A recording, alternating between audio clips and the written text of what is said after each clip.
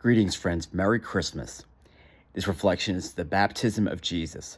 Now, in the Latin Rite, the Christmas season, the baptism of Jesus marks the end of the Christmas season, and soon we will embark on ordinary time until Ash Wednesday. Now, if you are a hardcore Orthodox, rumor has it you celebrate Christmas until February 2nd for Candlemas, but that'll be a separate video for another time. So, what's the point of the baptism of Jesus? Well, the baptism of Jesus shows us that, yes, he was presented in the temple when he was an infant. And, of course, Simeon and Anna would prophesy on what he was going to do. And, of course, it pierced Mary's heart. But what happens, we fast forward 30 years later, is that Jesus, as St. John the Baptist puts it about who was going to come after him, he must increase, I must decrease, which was a reading, by the way, if you've been going to daily mass from the Gospel of John, in which he talks about the virtue of humility. We must ground ourselves so God can increase in us. Now, what we see here in the Gospel of Matthew is that Jesus goes to the Jordan, where St. John the Baptist is converting many followers to make way for the kingdom of God, to make straight the path, as was foretold by the prophets that he was going to do.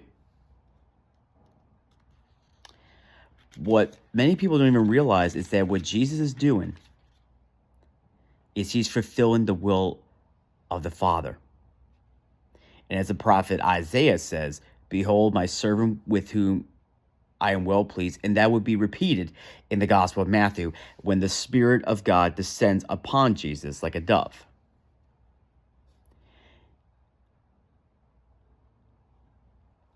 When we look at the baptism of Jesus, it kind of reminds us about our own baptism. Now, many of us, if we were baptized when we were most of us were cradle Catholics, we not remember our baptism at all.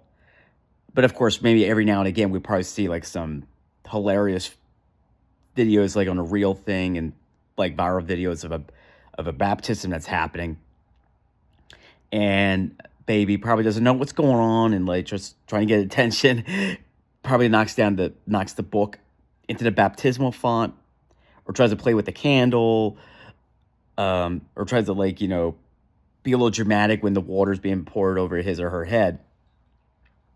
They seem to forget what's happening. But one way for us to understand is a reflection from us from Blessed Columbo Marmion, who reminds us what baptism is about. And baptism, with faith in Jesus Christ, has become for us a sacrament of divine adoption and Christian initiation. It is the name of the Holy Trinity that is conferred upon us, the Trinity that was revealed to us upon the banks of the Jordan. We also acknowledge the fact that we are spiritually adopted through baptism to be one of the Father. What the event that unfolded at the Jordan River is Christ's fulfillment of what was to come. And that was for him to be his faithful servant, in which everything, and of course, Christ was going to do what was pleasing to God, not the world. For us, friends, I think we really need to take the first sacrament initiation seriously. Now, keep in mind, there are 3 sacraments in the initiation. You have baptism, you have confirmation, and the Holy Eucharist. In the Eastern Church, baptism and confirmation happen around the same time. I know this because I'm married to someone that was brought up in that rite, and she loves to spill the history and what have you to me, and I appreciate it so much. I love it.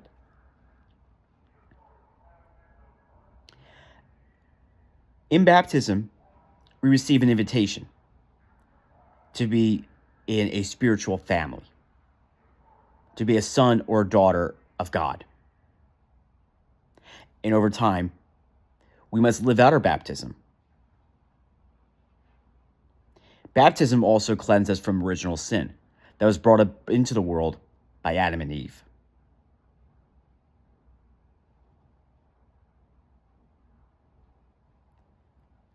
The baptism that happened at the Jordan when Jesus was 30 years old marked the beginning of his public ministry.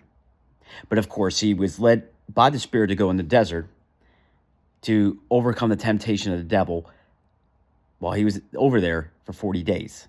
And then when that was over, for 3 years, he went about preaching and asking people to follow him.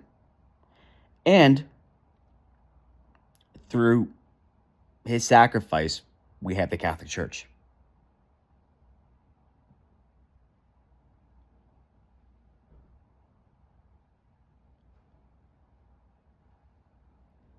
God will be pleased when we live out our baptism.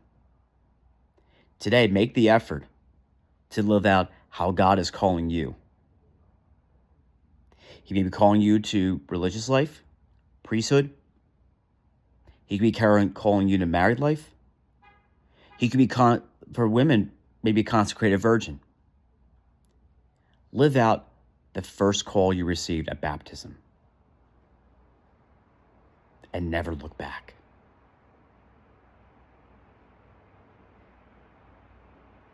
Let us do what is pleasing to God when we live out our baptismal call. At the same time, live out the baptismal vows that were renewed during our confirmation or when we first joined the church as an adult or teenager, whenever you first came to the church.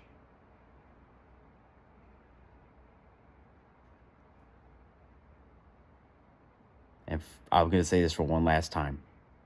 Merry Christmas. God bless.